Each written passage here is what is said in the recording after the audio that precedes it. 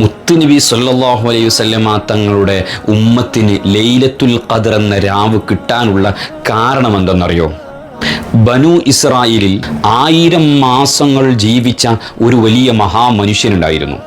അദ്ദേഹം രാത്രിയിൽ full time ഇബാദത്തിലും പകലിൽ അള്ളാഹുവിൻ്റെ മാർഗത്തിൽ യുദ്ധം ചെയ്യലുമായിരുന്നു അദ്ദേഹത്തിൻ്റെ പതിവ്.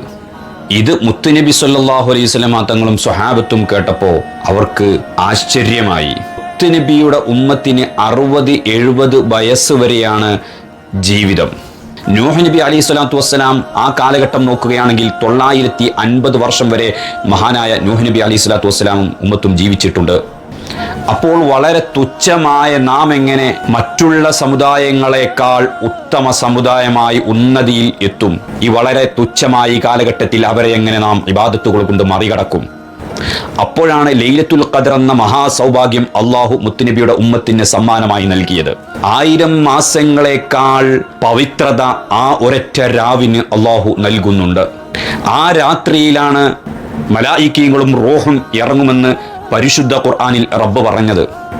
റൂഹ് എന്നു കൊണ്ടുള്ള വിവക്ഷ അത് ജിബ്രീൽ അലൈഹിസ്സലാത്തു വസ്സലാമാണെന്നും അതല്ല ഖുർആനാണെന്നും ഈസാ നബി അലൈഹിസ്സലാത്തു വസ്സലാമാണെന്നും മുഅ്മിനീങ്ങളുടെ അർവാഹുകളാണ് എന്നും വിവക്ഷയുണ്ട്. അന്നേ ദിവസം വാനലോകത്ത് നിന്ന് മലായിക്കീങ്ങൾ കൂട്ടം കൂട്ടമായി ഭൂമിയിലേക്ക് വന്നുകൊണ്ടിരിക്കും. ഒരു സംഘം വന്നാൽ മറുസംഘം തിരിച്ചു പോകും. അങ്ങനെ നേരം പുലരുവോളം സംഭവിച്ചുകൊണ്ടിരിക്കും.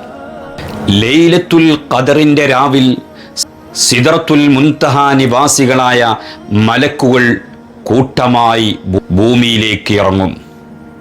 അവരുടെ കൂടെ ജിബ്രീൽ അലൈഹിസ്സലാത്തു വസ്സലാം ഉണ്ടാകും.